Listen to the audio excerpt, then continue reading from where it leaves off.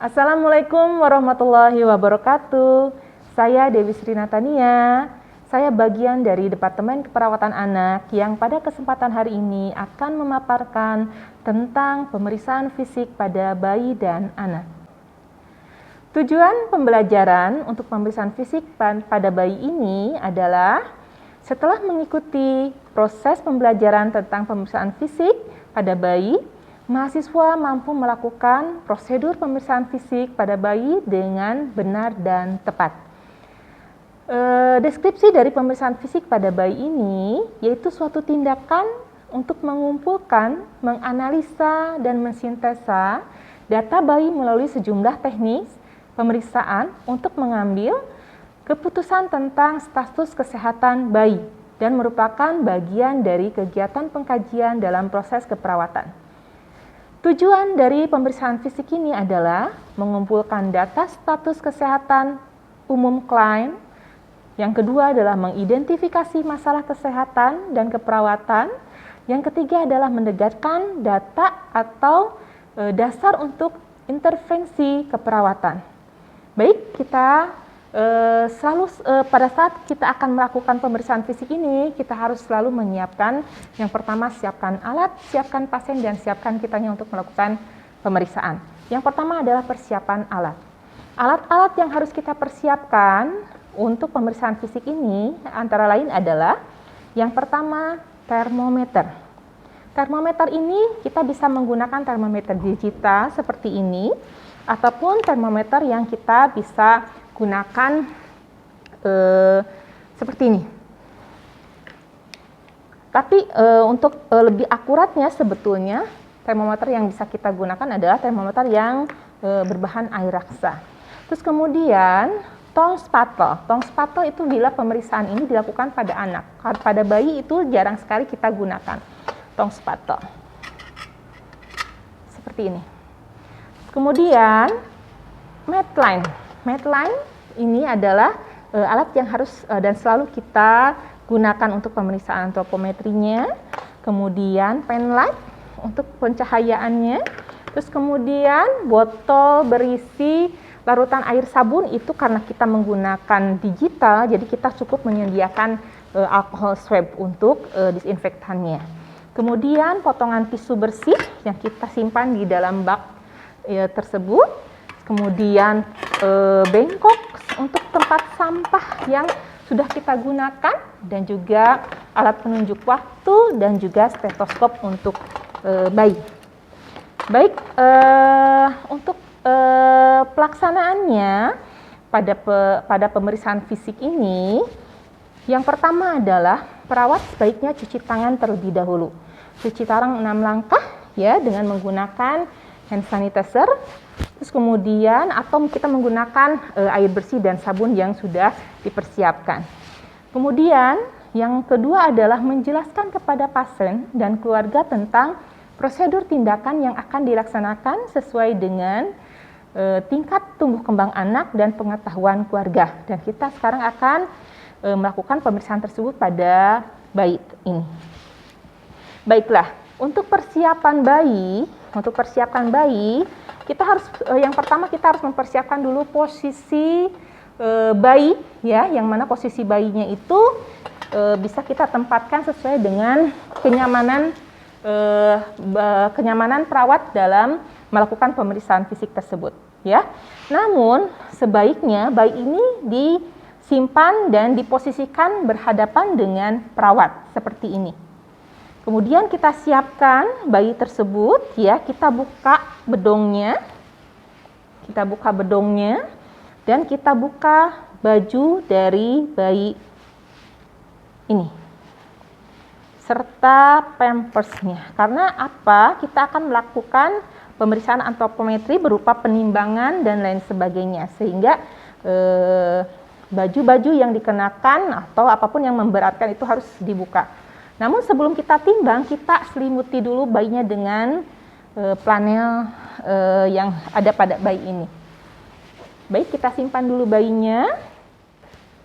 Baik, setelah kita memposisikan posisi dan menyiapkan posisi pasien yang tepat, ya, kemudian kita akan melakukan pemeriksaan atau pengukuran panjang dan tinggi badan bayi, ya. Ini bisa dilakukan dengan posisi berbaring pada bayi dan kalau misalnya pada anak bisa diposisikan secara berdiri. Nah, untuk pemeriksaan tinggi badan ini atau panjang badan ini kita periksa dari ujung kaki hingga ke ubun-ubun. Ya, kita akan menggunakan meteran yang sudah disediakan di sini, ya. Di mana saya akan perlihatkan dulu di bagian depannya ini ada ukuran untuk sentimeternya, gitu. Ya, jadi kita di sini ada perhitungan untuk sentimeter dan ini harus menghadap ke perawat sehingga perawat bisa melihat berapa sentimeter dari panjang bayi tersebut.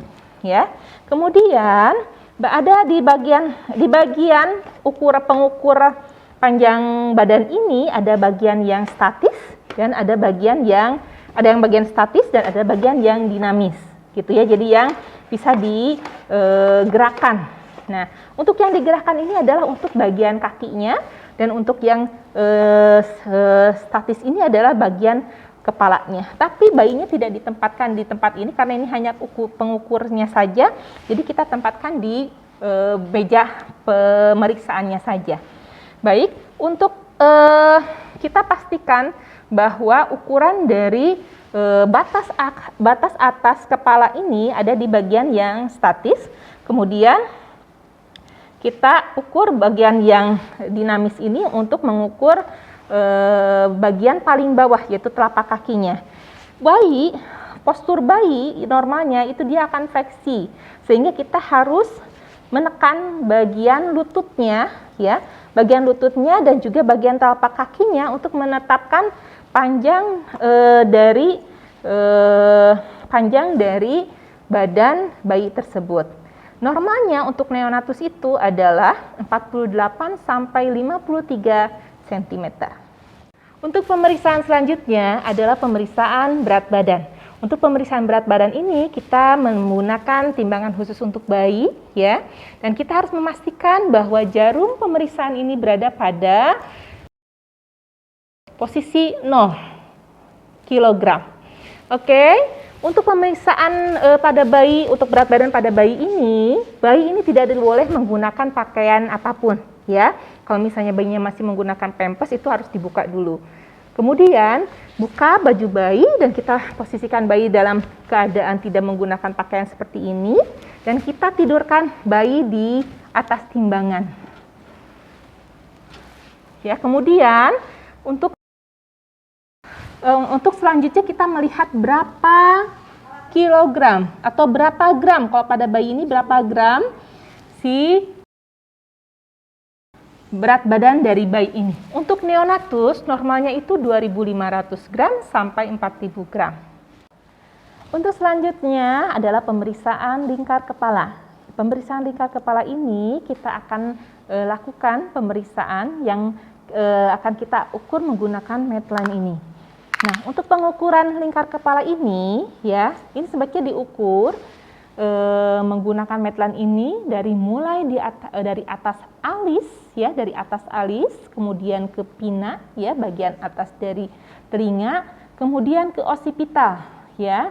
Kita harus melihat dahulu bagaimana anatomi dari kepala si bayi ini. Jadi kita periksa dari bagian yang menonjol bagian depan, ya, dan juga menonjol bagian belakang.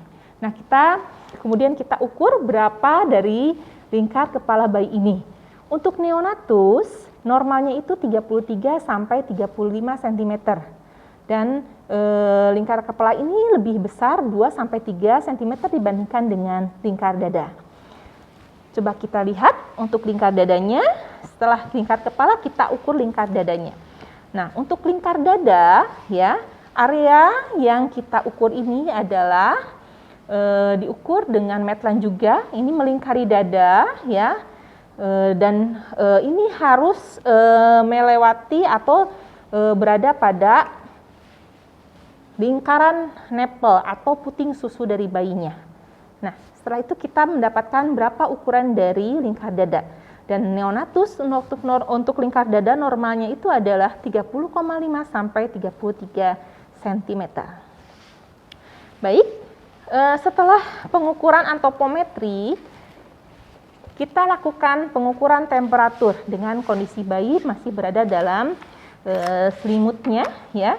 Kita lakukan temperatur, ya, untuk area yang kita bisa ukur ini, bisa kita ukur untuk bayi ini, kita bisa ukur di aksila, bisa kita ukur di daerah oral atau menggunakan termometer khusus untuk di oral. Kemudian kita juga bisa menggunakan rekta dan juga kita lakukan pada membran timpaninya dengan shotgun seperti ini.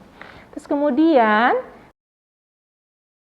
normal dari temperatur pada bayi ini adalah 36,5 sampai 37 derajat Celcius. Untuk pemeriksaan selanjutnya adalah pemeriksaan puls atau nadi pada bayi. Pemeriksaan puls atau nadi ini bisa kita ukur di daerah apikal, tepatnya di atas puting susu dari bayinya ini, ya. Dan pada anak-anak usia 2-3 tahun pun bisa kita ukur di daerah tersebut. Nah, untuk di daerah ini kita ukur, ya, kita ukur selama 1 menit penuh menggunakan stetoskop, ya, yang sudah kita pasangkan, kita ukur menggunakan belnya.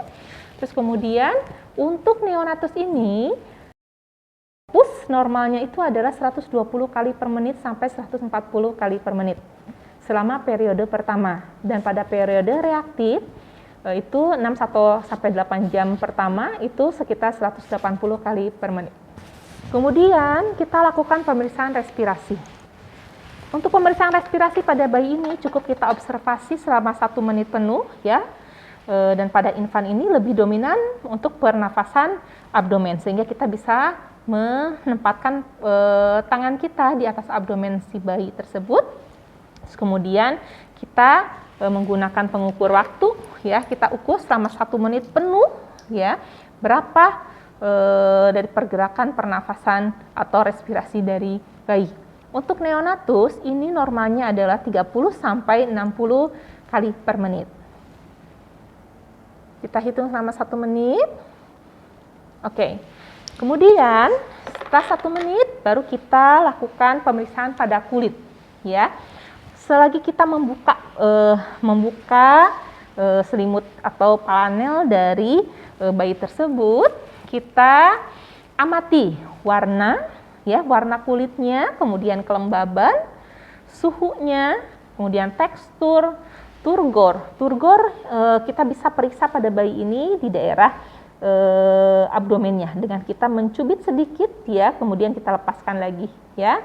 Dan odem yang biasanya kita jumpai di daerah muka, di daerah payudara, di daerah genitalia, dan juga lesi. Nah, saat lahir, warna dari kulit bayi ini adalah merah cerah, ya. Konsistensinya lembut, ya, lembut, dan 2-3 hari berwarna pink. Kemudian kering, terdapat vernicaciosa. Vernicaciosa itu adalah seperti lemak-lemak putih, ya, biasanya berada di daerah-daerah lipatan pada badan bayi. Kemudian lanugo itu biasanya terdapat pada bagian punggung, tangan, ya, bahu bayi. Lanugo ini adalah rambut-rambut halus yang dari sejak dia dilahirkan. Kemudian udem di sekitar mata, jadi kita periksa udem di sekitar mata, wajah dan juga tangan, serta skrotum dan labianya. Kemudian perubahan warna normal atau acrocyanosis, yaitu cyanosis pada tangan dan kaki, ya.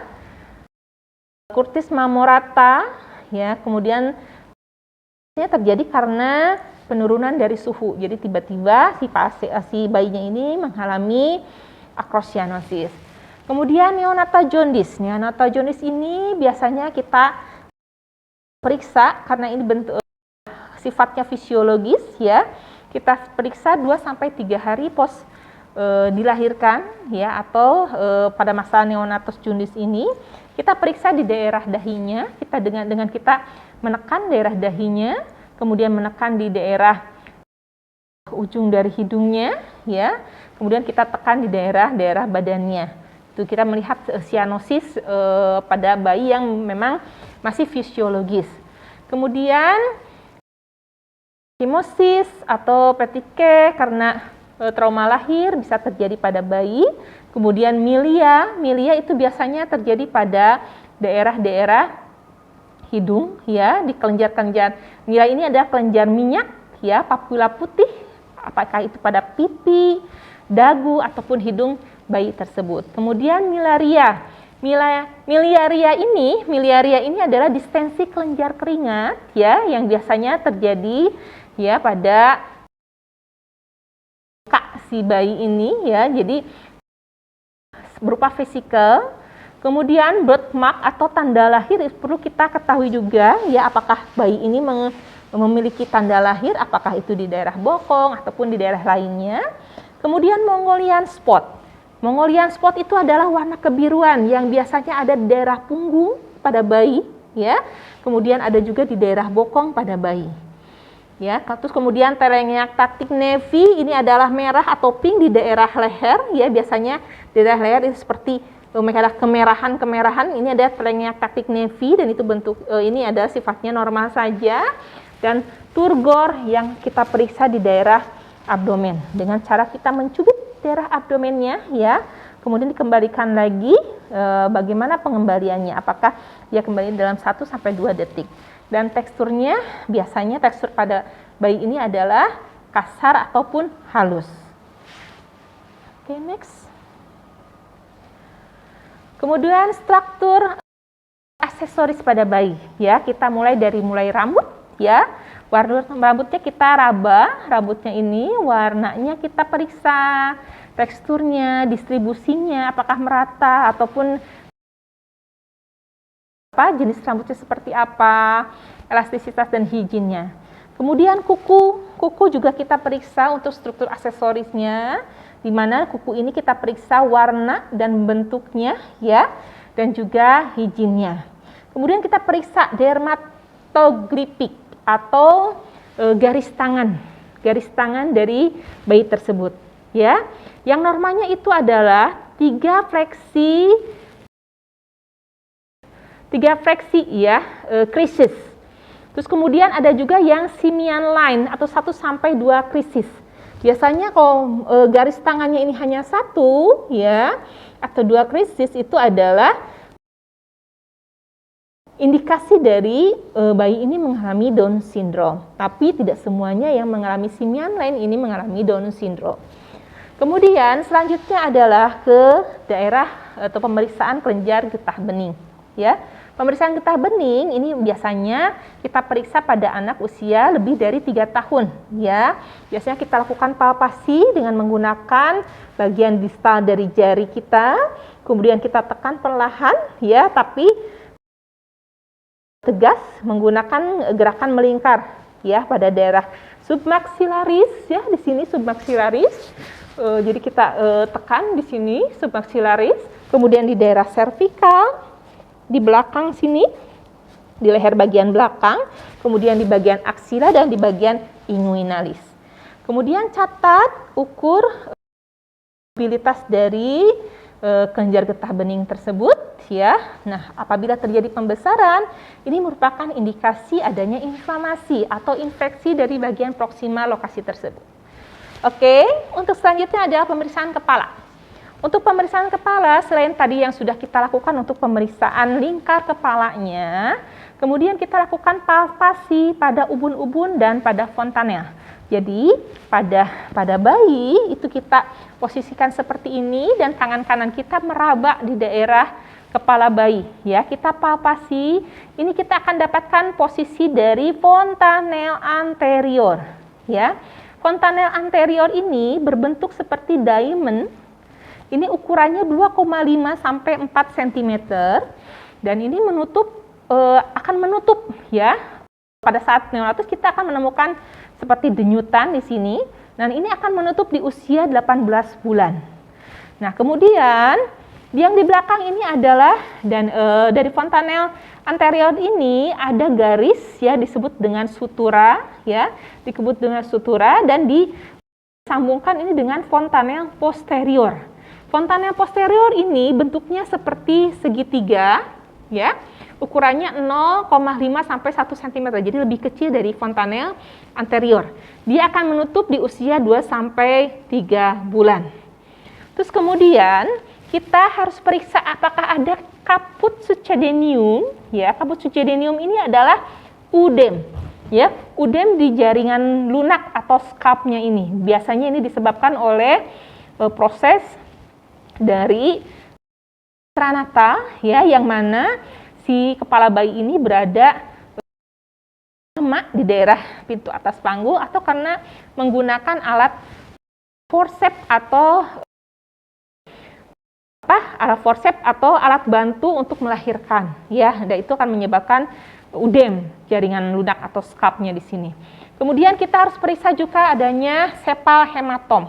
Hematom antara peristenium ya, periosteum dan tulang tengkorak atau skull bone ya. Jadi kita lihat ada kemerahan di sininya.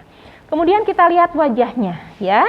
Inspeksi daerah wajahnya untuk menilai kesimetrisan ya. Apakah ada paralisis fasialis serta apakah ada pembekatan pada wajah. Biasanya untuk melihat keseimbangan atau melihat kesimetrisan pada wajah bayi itu kita bisa melihatnya pada saat si bayi ini menangis gitu ya.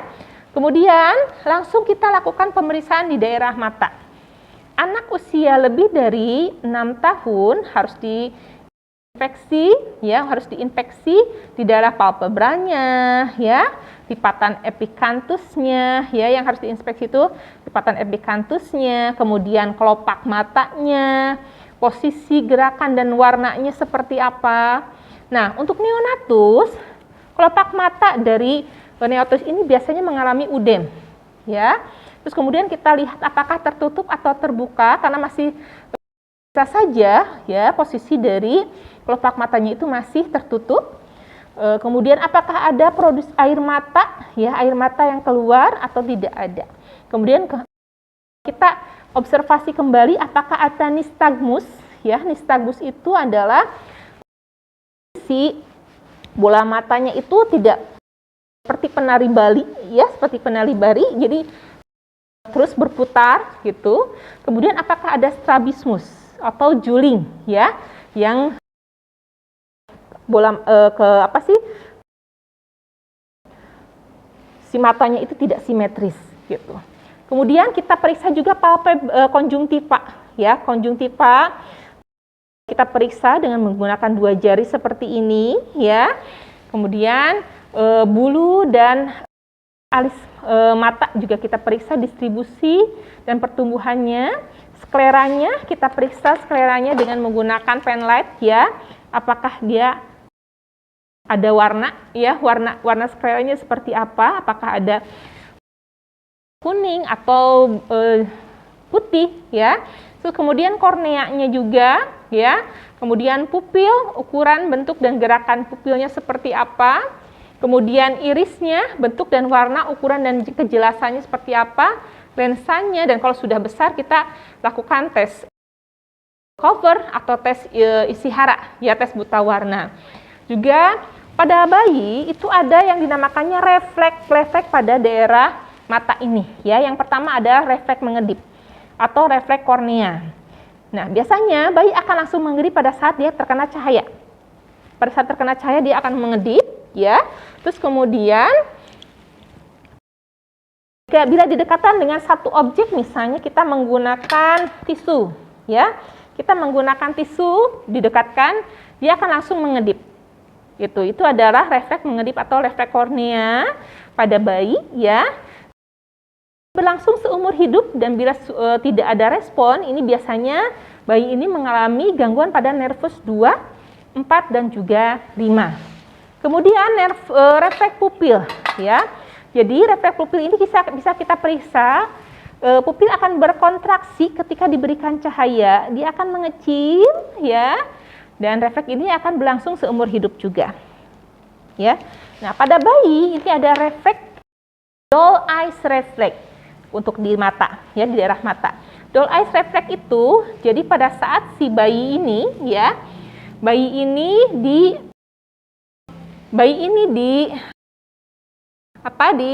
dipalingkan ke daerah kanan, misalnya ke daerah sini, matanya itu akan terus menuju ke tengah.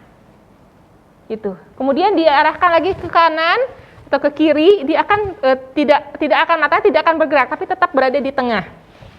Itu adalah doll eyes reflex. Oke, itu di daerah mata. Kemudian kita lanjutkan ke daerah telinga, ya.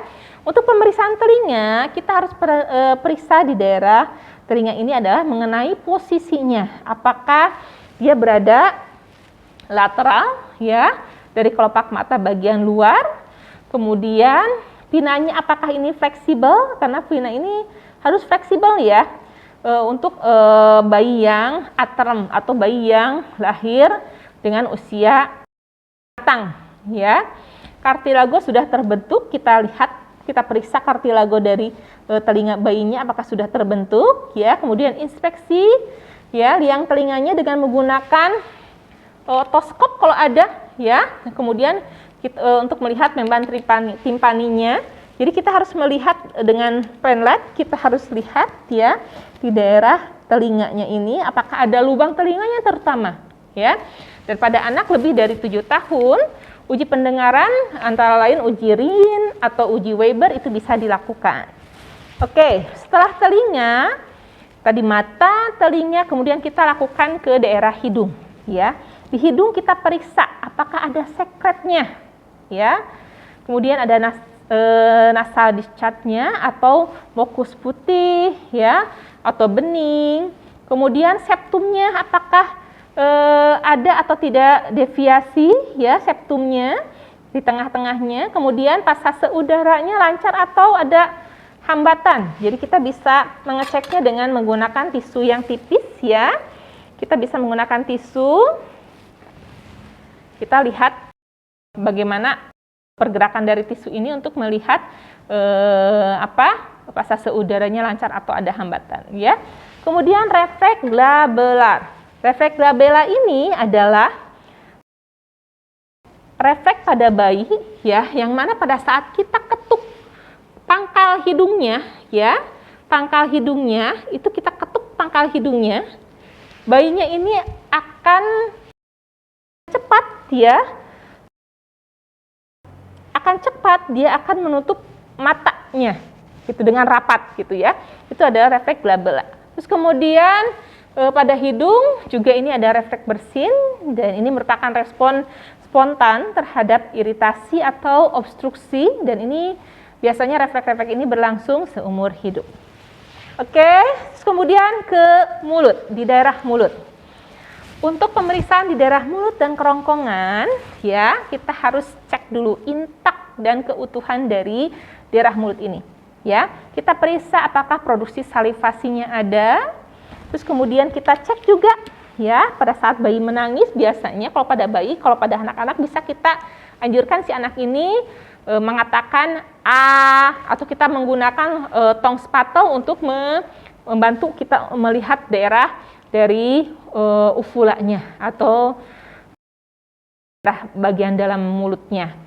Kemudian kita periksa pada saat biasanya bayi menangis atau ini kita lihat ya uvulanya di midline. Kemudian kita cek juga, periksa juga apakah ada natal teeth ya. Natal teeth ini adalah gigi yang sudah mulai tumbuh ya pada saat dia dilahirkan. Nah, kemudian benignanya atau apakah benignanya ini dapat diaspirasi atau tidak. Kemudian F stapel ya, ini adalah kista epitelial ya, kecil sepanjang palatum kerasnya. Kemudian bibirnya kita lihat warnanya ya.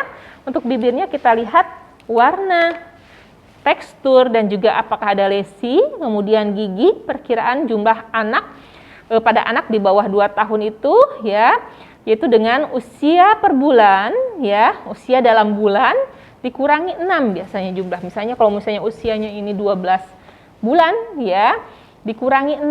Nah, biasanya yang usia 1 tahun atau 12 bulan ini dia sudah memiliki gigi 6 buah gigi.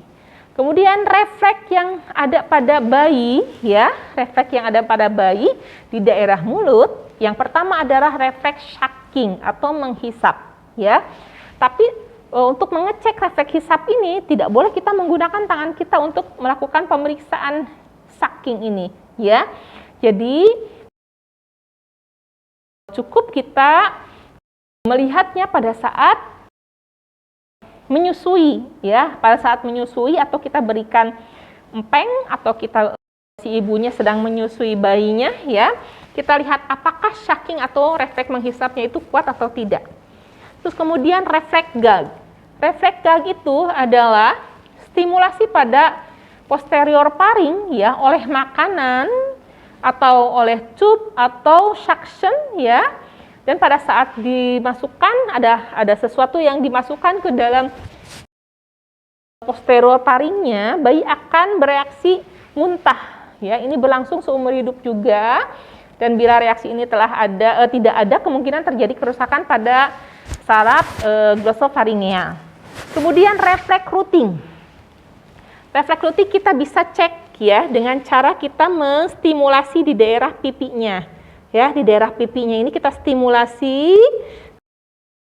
Biasanya bayi akan menggerakkan mulutnya, ya, sepanjang sisi yang distimulasi, gitu. Jadi respon bayi kepala mengikuti arah stimulasi yang ditentukan dengan langsung nanti akan menghisapnya, ya. Dan refleks rooting ini hilang usia 3-4 bulan. Ini ditoleransi sampai usia 12 bulan.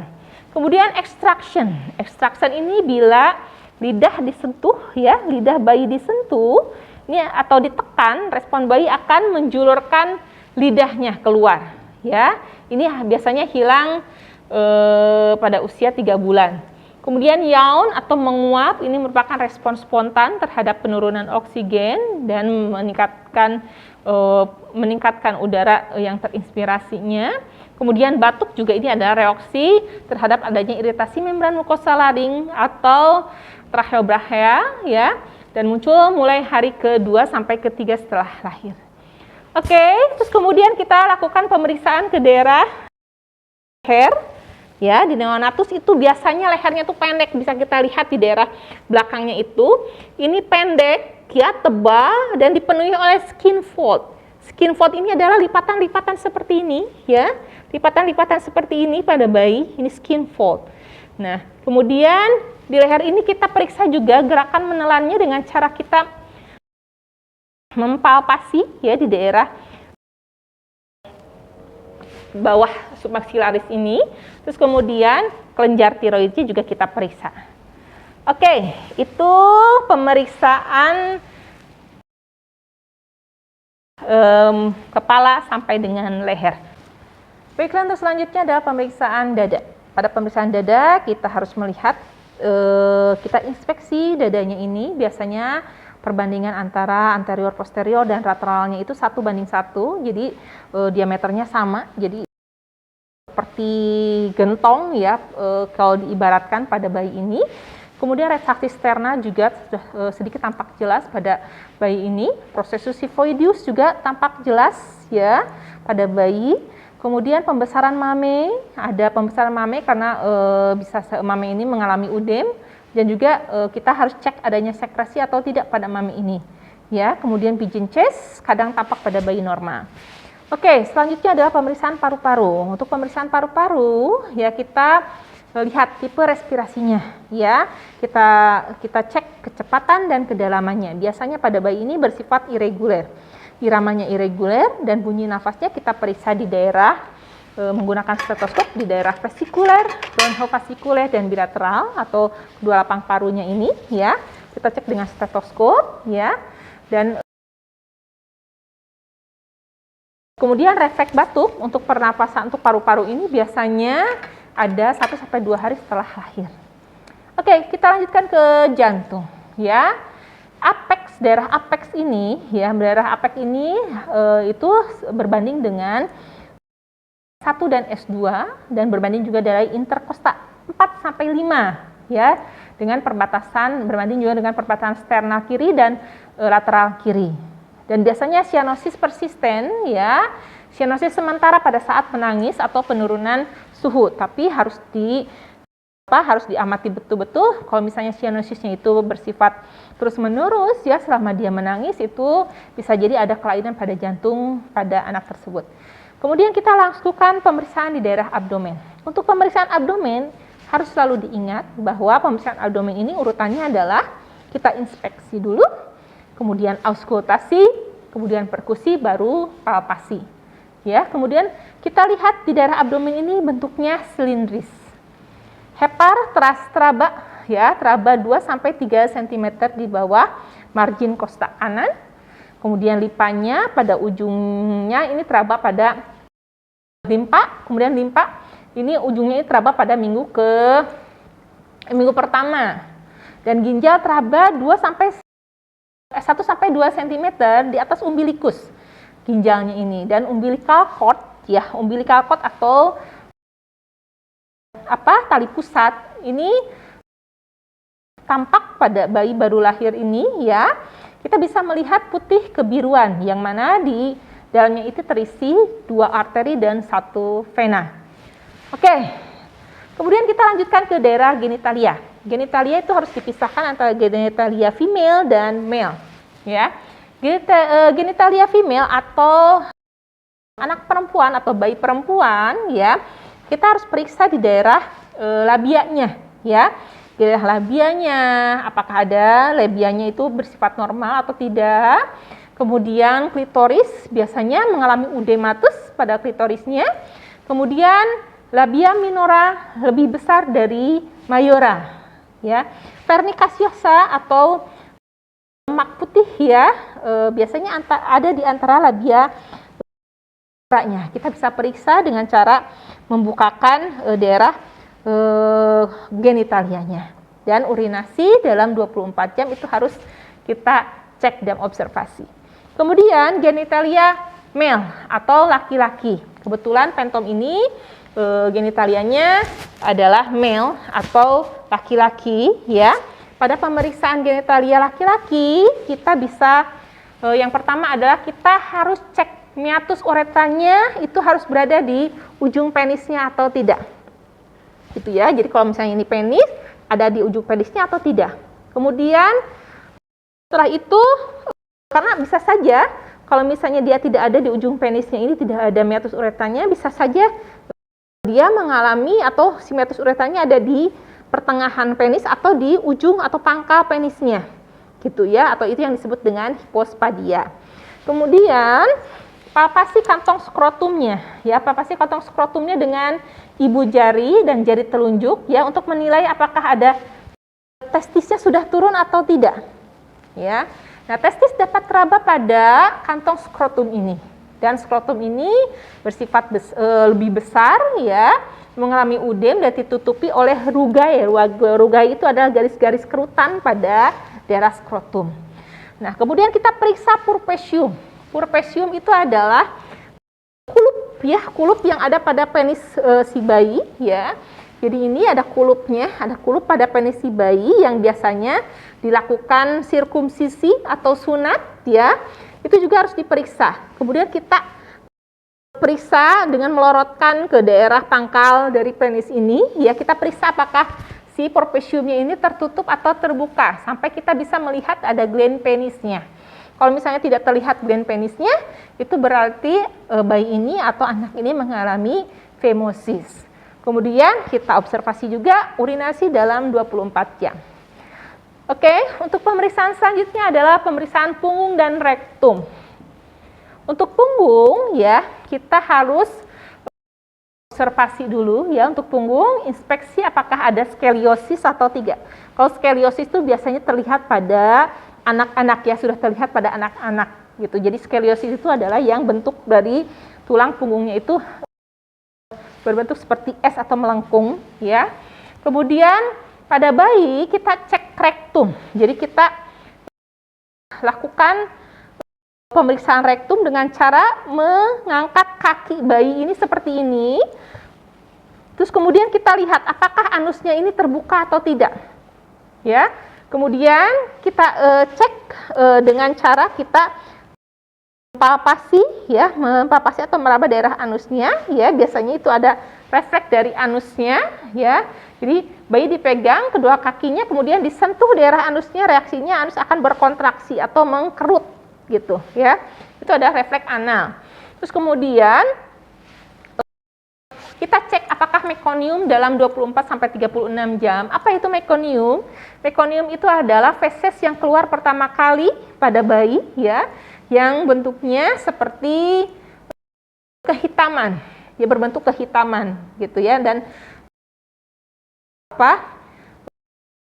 tidak padat, ya, dan berbentuk kehitaman. Kemudian refleks yang ada pada punggung itu adalah trunk incurvation atau galan. Pada pemeriksaan galan, posisikan bayi seperti ini, ya. Posisikan bayi seperti ini. Terus kemudian kita stimulasi.